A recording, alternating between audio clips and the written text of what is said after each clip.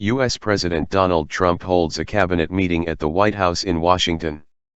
U.S. President Donald Trump, flanked by Secretary of State Rex Tillerson and Defense Secretary James Mattis, holds a cabinet meeting at the White House in Washington, U.S., December 20, 2017.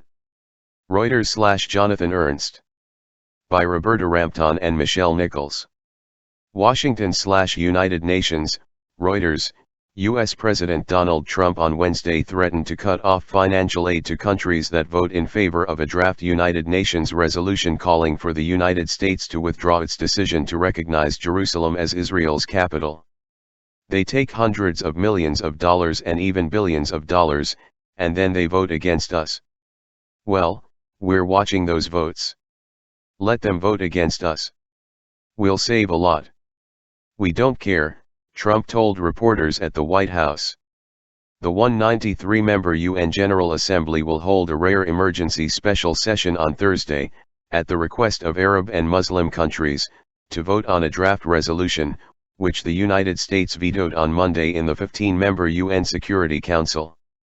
The remaining 14 Security Council members voted in favor of the Egyptian drafted resolution, which did not specifically mention the United States or Trump but which expressed deep regret at recent decisions concerning the status of Jerusalem.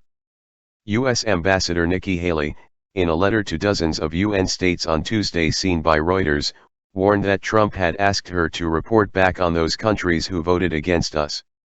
She bluntly echoed that call in a Twitter post. The U.S. will be taking names. Several senior diplomats said Haley's warning was unlikely to change many votes in the General Assembly, where such direct, public threats are rare. Some diplomats brushed off the warning as more likely aimed at impressing U.S. voters. According to figures from the U.S. government's aid agency USAID, in 2016 the United States provided some $13 billion in economic and military assistance to countries in sub-Saharan Africa and $1.6 billion to states in East Asia and Oceania. It provided some $13 billion to countries in the Middle East and North Africa, $6.7 billion to countries in South and Central Asia, $1.5 billion to states in Europe and Eurasia and $2.2 billion to Western Hemisphere countries, according to USAID.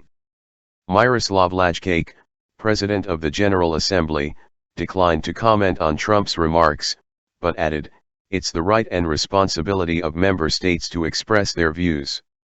A spokesman for UN Secretary-General Antonio Guterres also declined to comment on Trump's remarks on Wednesday. "I like the message that Nikki sent yesterday at the United Nations, for all those nations that take our money and then they vote against us at the Security Council, or they vote against us potentially at the Assembly," Trump said. Bullying.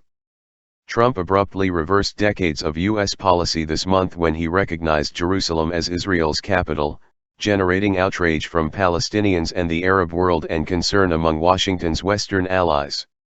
He also plans to move the U.S. Embassy to Jerusalem from Tel Aviv. The draft UN resolution calls on all countries to refrain from establishing diplomatic missions in Jerusalem.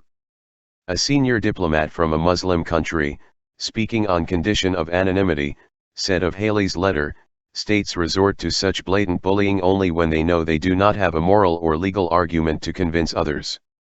Responding directly to that comment on Twitter, Haley said, "Actually it is when a country is tired of being taken for granted." A senior Western diplomat, speaking on condition of anonymity, described Haley's letter as poor tactics at the United Nations but pretty good for Haley 2020 or Haley 2024, referring to speculation that Haley might run for higher office. "She's not going to win any votes in the General Assembly or the Security Council, but she is going to win some votes in the U.S. population," the Western diplomat said. A senior European diplomat, speaking on condition of anonymity, agreed Haley was unlikely to sway many UN states.